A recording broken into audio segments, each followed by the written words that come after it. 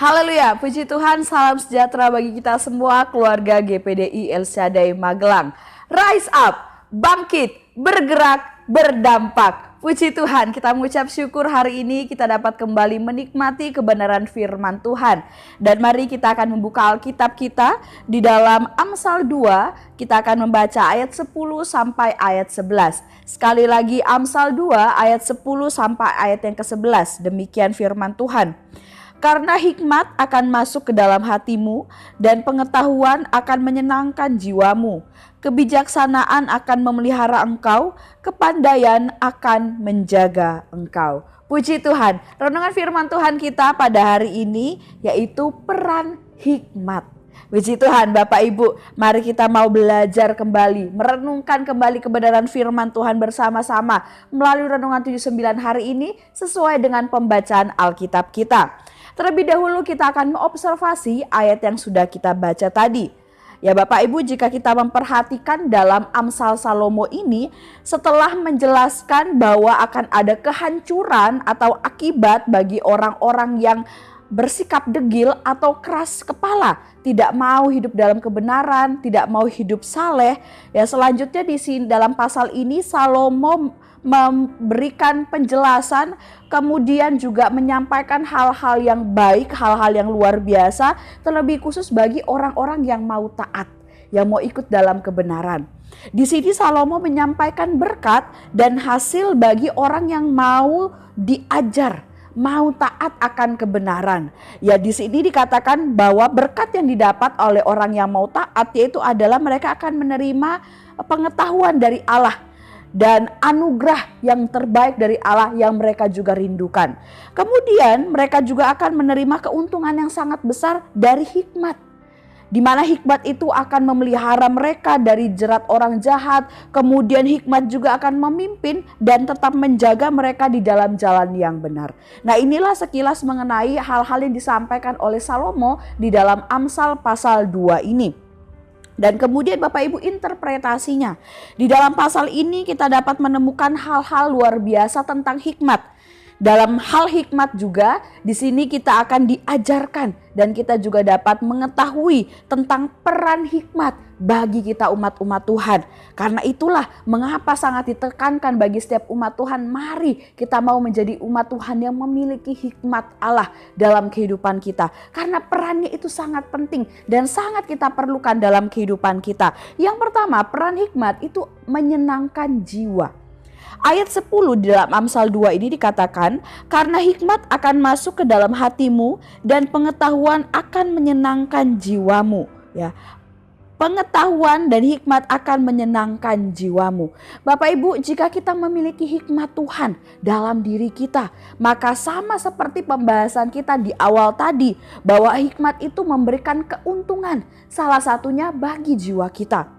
Saat ada hikmat Allah yang dalam kehidupan kita, kita akan dipelihara dari jerat orang-orang jahat yang mungkin bisa menyakiti hati kita, melukai perasaan kita, membuat kita kesal, atau ada perlakuan-perlakuan mereka yang sangat tidak menyenangkan, mengenakkan, yang sangat tidak bisa kita terima. Namun Bapak Ibu, dengan adanya hikmat di dalam diri kita, kita akan diarahkan oleh Allah sang sumber hikmat itu. Kita akan dituntun untuk bersikap dengan tepat sehingga jiwa kita, hati kita, pikiran kita itu tidak akan mudah terganggu, tidak akan mudah tergoncang dengan adanya serangan-serangan dari orang-orang jahat. Dan kita bisa selalu bersuka cita, kita bisa selalu damai sejahtera di dalam kehidupan kita walaupun ada orang-orang yang berlaku tidak baik kepada kita.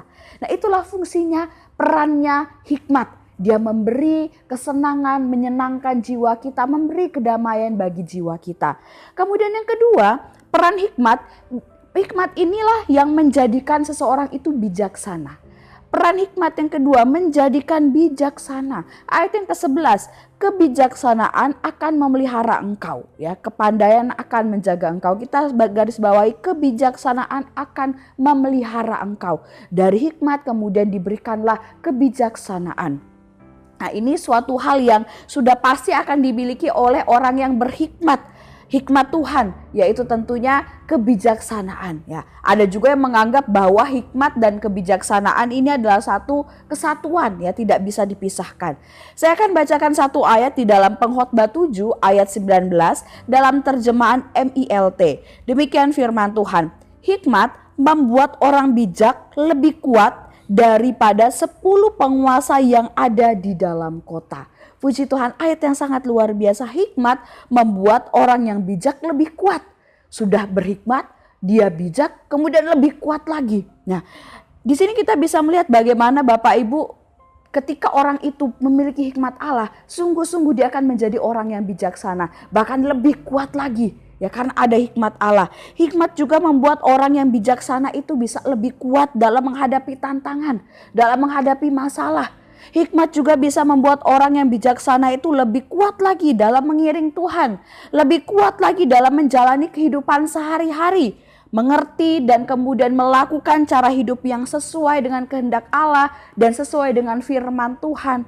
Nah, itulah peran hikmat di dalam diri kita sebagai umat Tuhan. Dia beri kita kebijaksanaan, kita tahu apa yang harus kita kerjakan, mana yang tepat, mana yang benar, mana yang harus kita lakukan, mana yang harus kita jauhi. Semua dituntun oleh Allah karena ada hikmat. Bahkan hikmat yang akan memberikan kekuatan lebih bagi kita. Kita sudah terima kebijaksanaan, kita akan diberikan lagi kekuatan lebih untuk melakukan banyak hal, untuk menghadapi juga banyak hal di dalam kehidupan kita. Tentunya kita perlu, kita mau merasakan hal yang demikian.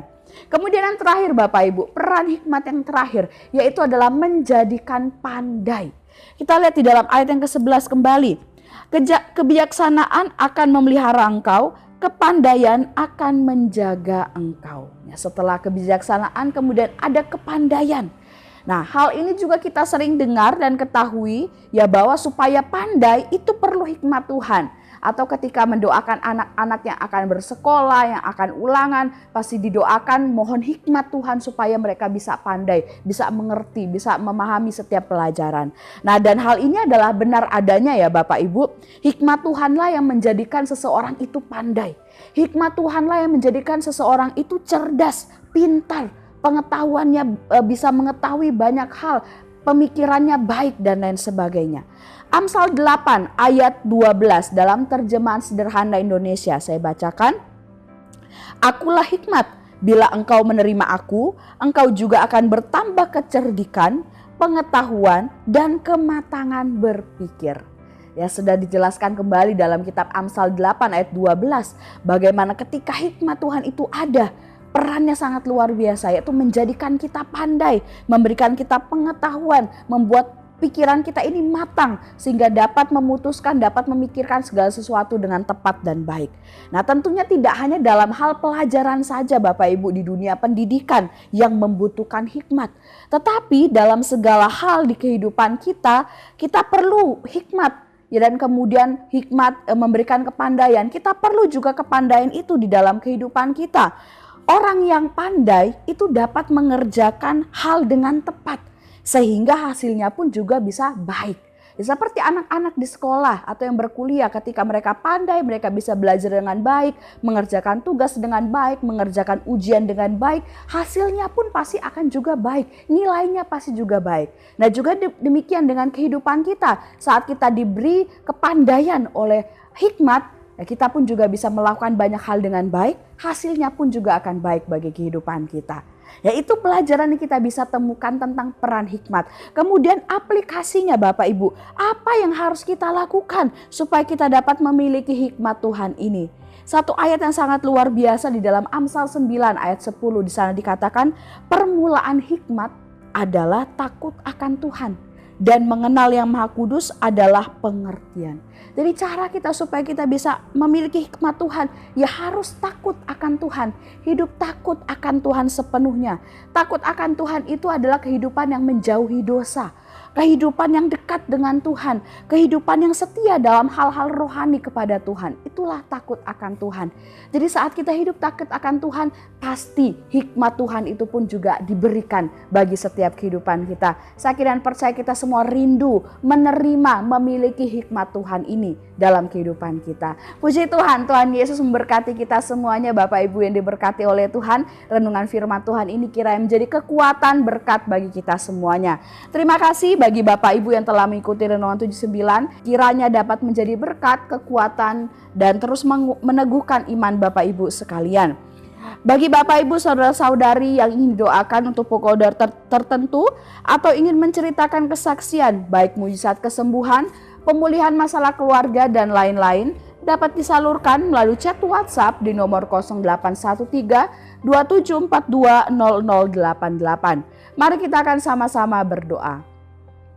Kami mengucap syukur Tuhan buat kebenaran firman-Mu hari ini, mengajarkan kami tentang peran hikmat yang sangat luar biasa. Dan kami rindu Tuhan, kami memiliki hikmat-Mu dalam kehidupan kami. Kami mau hidup takut akan Tuhan, supaya hikmat-Mu Engkau limpah-limpahkan dalam kehidupan kami. Tuhan berkati setiap jemaat Tuhan yang ada di GPD LSAD Magelang. Biarlah hidup kami semakin hari semakin cinta Tuhan, semakin setia melayani Tuhan.